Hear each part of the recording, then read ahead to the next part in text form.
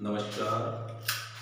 मैं MP sir अपने geography विषय के बारे में चर्चा कर रहे थे, जिसमें अपने भारत की जलवायु के बारे में काफ़ी हद तक पढ़ लिया था। अब अपने बात करेंगे, अंतिम पड़ाव पे है भारत की जलवायु, उसमें शरद ऋतु की बात करेंगे।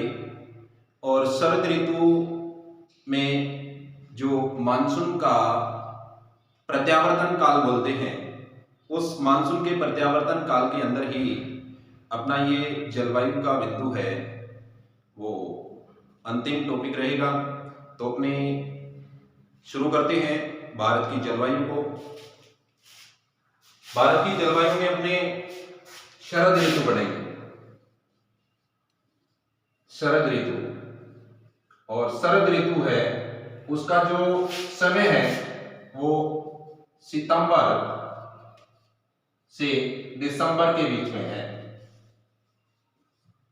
सितंबर से दिसंबर, जिसमें 15 सितंबर से 15 दिसंबर का समय है वो यानी शरद ऋतु का है। और शरद ऋतु के इस ऋतु में अपने बात करेंगे मानसून की। तो मानसून इस समय भारत से यानी वापस लौटता है, तो इसे लौटता हुआ मानसून भी कहते हैं, मानसून का प्रत्यावर्तन काल भी कहते हैं। तो अपने भारत की स्थिति के बारे में देखते हैं। तो भारत की स्थिति में अपने शुरू करते हैं। तो ये अपने अभी भारत की स्थिति के बारे में देखेंगे। तो सबसे पहले अपने बात कर रहे थे, कल हमने बात की थी दक्षिणी पश्चिमी मानसून है वो दक्षिण से प्रारंभ होता है, यानी अंडमान निकोबार द्वीप समूह में सबसे पहले पहुंचता है। यहां पर अपने करीबन 20 और 25 से यानी मई को शुरू हो जाता है, फिर जून में 1 जून से यहां से शुरू होकर के यानी 15 जुलाई के आसपास अपने राजस्थान के जैसलमेर के क्षेत्र तक पहुंच जाता है। और अभी जो ये मानसून है, इस मानसून का यानी मानसून का प्रत्यावर्तन काल कहते हैं या मानसून का लौटना कहते हैं। अब मानसून के प्रत्यावर्तन काल या मानसून के लौटने के काल के बारे में अपने बात करेंगे, जिसमें अपने मानसून का जो प्रत्यावर्तन काल है इसमें स्टार्टिंग अपने है वो यहां से शुरू होता है, इधर अपने जैसलमेर, और ये अपना जो भारत का राजस्थान में उत्तर और पश्चिमी क्षेत्र है, यहीं से मानसून लौटना शुरू होता है। और ये जो लौटने का जो समय रहता है वो करीबन यानी 15 सितंबर से यहां से मानसून है वो लौटना शुरू होता है। और 15 सितंबर के बाद यहां 1 दिसंबर के आसपास 1 अक्टूबर, और 1 अक्टूबर के बाद में ये वाला जो समय है ये 15 अक्टूबर का, और 15 अक्टूबर के बाद में ये आपके 1 यानी दिसंबर का आता है, और 1 दिसंबर के बाद में ये वाला है आपके 15 दिसंबर को यहां पर पहुंच जाता है। तो मानसून है वो लौटता है उत्तर पश्चिम से, यानी अपने दक्षिण पूर्व की ओर मानसून वापस लौटता है। तो लौटते हुए मानसून की बात करें तो इसमें सबसे पहले यही है, कोई खास नहीं, कि यहां पर लौटता हुआ मानसून यानी तमिलनाडु में वर्षा करता है।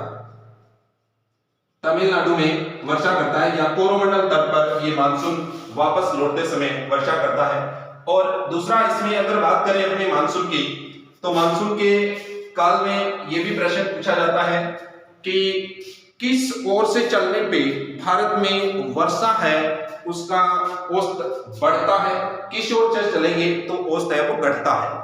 तो अपने बात करते हैं कि भारत के अंदर औसतन यानी कितने यानी सेमी वर्षा कौन से क्षेत्र में होती है, तो उसकी बात करें तो अपने सबसे पहले बात करते हैं अपने इस यानी पश्चिमी घाट की।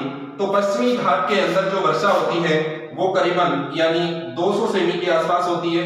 और इधर अपने पूर्वी भाग की बात करें तो इधर भी अपने 200 सेमी के आसपास वर्षा होती है, क्योंकि गारो, खासी, जैंतिया ये जो पहाड़ियां हैं ये भी अच्छी वर्षा करती हैं। और उसके बाद अगर बात करें तो ये जो क्षेत्र है ये वाला, इसके अंदर करीबन यानी 100 से यानी 150 सेमी वर्षा होती है अपने इस क्षेत्र के अंदर, यानी नागपुर है या अपने ये कह सकते हैं मैदानी भाग है इन क्षेत्रों में।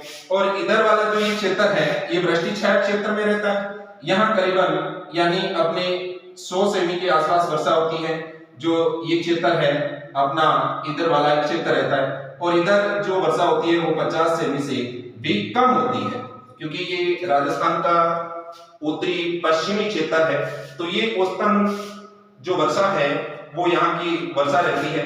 तो अब हमने देखिए कि अगर बात करें इधर से, यानी ये है अपना पूर्वी भाग और ये है दक्षिणी भाग, यानी दक्षिण पूरब से अगर अपने उत्तर यानी पश्चिम की ओर जाते हैं तो वर्षा का जो औसत है वो कम होगा। ये वर्षा का औसत क्या हो जाएगा, कम हो जाएगा, क्योंकि जैसे ही यहां से चलेंगे अपने तो इन क्षेत्रों में वर्षा ठीक रहती है, और धीरे धीरे आगे चलेंगे तो उत्तर पश्चिमी क्षेत्र के अंदर वर्षा का जो औसत है वो बिल्कुल ही कम हो जाएगा। तो यहाँ 50 सेमी से भी कम वर्षा होती है, इधर 200 सेमी से भी ज्यादा वर्षा होती है। कई क्षेत्रों में तो यहाँ जब मासिक नाम की बात करें तो वहां 1300 सेमी के आसपास वर्षा होती है। तो इधर अपने चलेंगे यानी दक्षिणी पूर्वी भाग से उत्तर पश्चिम की ओर चलते हैं तो भारत में वर्षा का औसत घटता जाता है। अगर वही अपने बात करें यानी उत्तर पश्चिम से अगर हम दक्षिण पश्चिम की ओर चलते हैं तो वर्षा का औसत है वो क्या होता है, यानी बढ़ जाता है। तो ये प्रश्न कई बार पूछा जाता है। दूसरा अपन बात करें कि अगर दक्षिण क्षेत्र से उत्तर की ओर जाते हैं तो भी वर्षा का औसत है वो क्या होता है, घटता जाता है। अगर बात करें पूरब और पश्चिम की तो पूरब से पश्चिम की ओर जाते हैं तो भी वर्षा का औसत है वो क्या है, घटता जाता है। अब अपनी बात करते हैं कि इसी वर्षा वाले टॉपिक से जुड़े हुए कि भारत में जो वर्षा है, भारत में वर्षा का औसत क्या रहता है, यानी औसतन वर्षा है वो कितनी होती है। तो भारत में 125 सेमी जो वर्षा है वो होती है औसतन, क्योंकि पूरे भारत का अगर औसत देखा जाए तो 125 सेमी की वर्षा होती है। दूसरी अगर बात करें अपने राजस्थान की तो राजस्थान के अंदर वर्षा का जो औसत है वो रहता है यानी 57.5 सेमी। ये राजस्थान के अंदर वर्षा का औसत रहता है। अगर इन क्षेत्रों में बात करें, भारत के टोटल क्षेत्र की बात करें, सबसे ज्यादा वर्षा वाला तो यहाँ मासिंगराम गांव है, वहां पर अधिक वर्षा होती है, औसतन 1300 सेमी वर्षा होती है। अगर बात करें यानी अपने राजस्थान की तो राजस्थान के अंदर सिरोही जिले के अंदर यानी माउंट आबू है, वहां पर वर्षा का औसत अधिक रहता है। और अगर जिले की बात करें तो जिला झालावाड़ है, वहां पर वर्षा अधिक होती है। दूसरी अगर बात करें अपने कि वर्षा का परिवर्तन काल यानी वर्षा का परिवर्तन काल, अब देखिए वर्षा का परिवर्तन काल की बात करें अपने तो वर्षा के परिवर्तन काल की जहां पर वर्षा अधिक होती है, जहां पर वर्षा अधिक होती है, ये मानते हैं कि पूर्वोत्तर क्षेत्र है इसमें वर्षा अधिक है, या ये कह सकते हैं दक्षिणी क्षेत्र में वर्षा का औसतन अधिक है इस वृष्टि छाया क्षेत्र को छोड़ करके। तो जहां पर वर्षा का औसतन अधिक है वहां अक्सर परिवर्तन भी कम देखने को मिलता है। परिवर्तन अधिकतर वहां होता है जहां पर वर्षा का औसत कम होता है।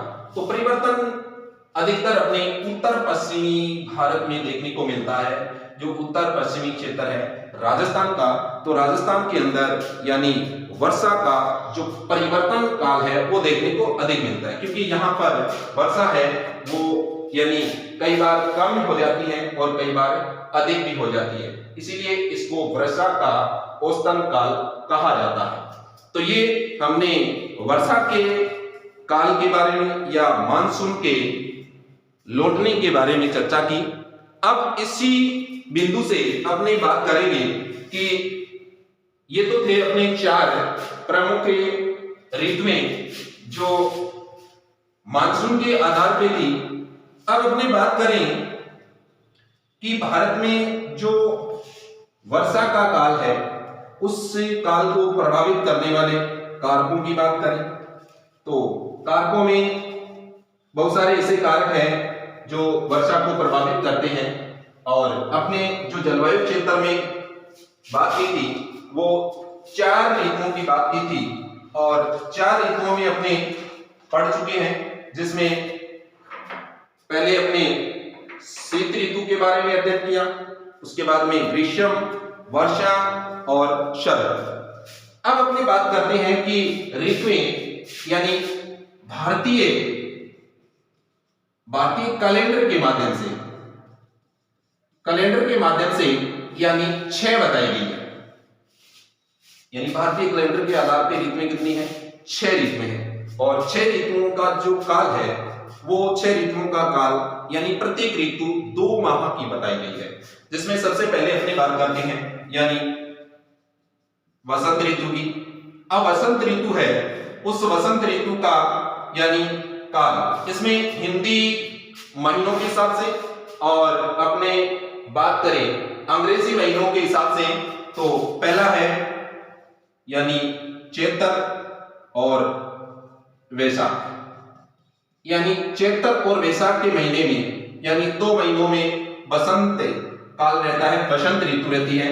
और उसी में अगर बात करें अपने अंग्रेजी महीनों की तो अंग्रेजी महीनों में रहता है यानी मार्च का महीना और अप्रैल का महीना। मार्च और अप्रैल का महीना जो अभी चल रहा है, मार्च का महीना जिसमें अभी बसंत ऋतु है वो चल रही है। दूसरा अपने बसंत के बाद आता है यानी ग्रीष्म ऋतु, और ग्रीष्म ऋतु का जो काल रहेगा वो रहेगा अपने यानी ज्येष्ठ और आषाढ़। ज्येष्ठ और आषाढ़ इनमें फिर ये रहेगा मई और जून का महीना। अंग्रेजी महीने रहेंगे मई और जून। अब ग्रीष्म ऋतु के बाद अपनी बात करते हैं यानी दूसरी ऋतु की, तीसरी ऋतु की, और तीसरी ऋतु में आता है अपने यानी वर्षा ऋतु।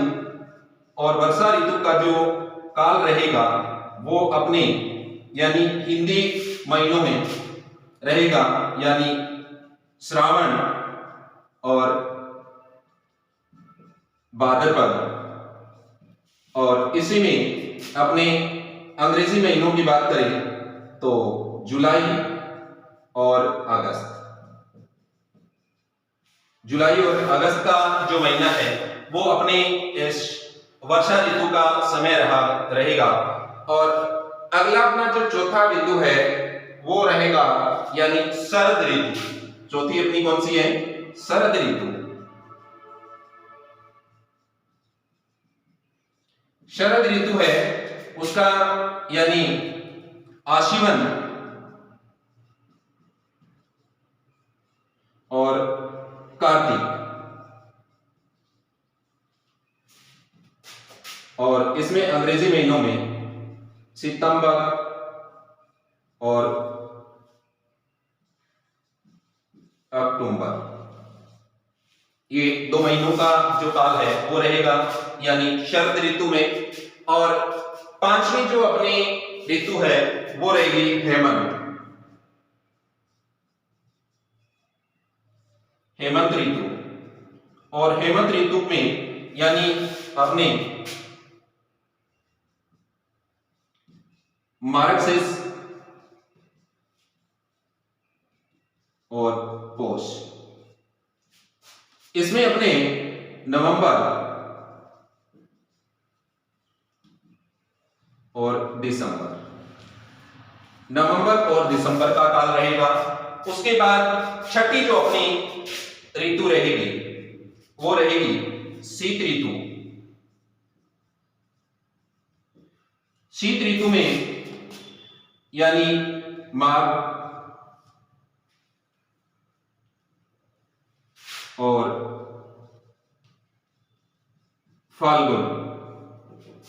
इसमें अंग्रेजी महीनों में जनवरी और फरवरी का महीना रहेगा। ये जो अपने 6 ऋतुएं हैं वो हिंदी कैलेंडर के माध्यम से यानी मानी जाती है, और जिसमें प्रत्येक के यानी जो अंग्रेजी या हिंदी के महीनों में 2-2 महीनों का काल रहता है। और अपने भारतीय जलवायु या ज्योग्राफी के हिसाब से हमने 4 यानी ऋतुओं के बारे में अध्ययन किया था।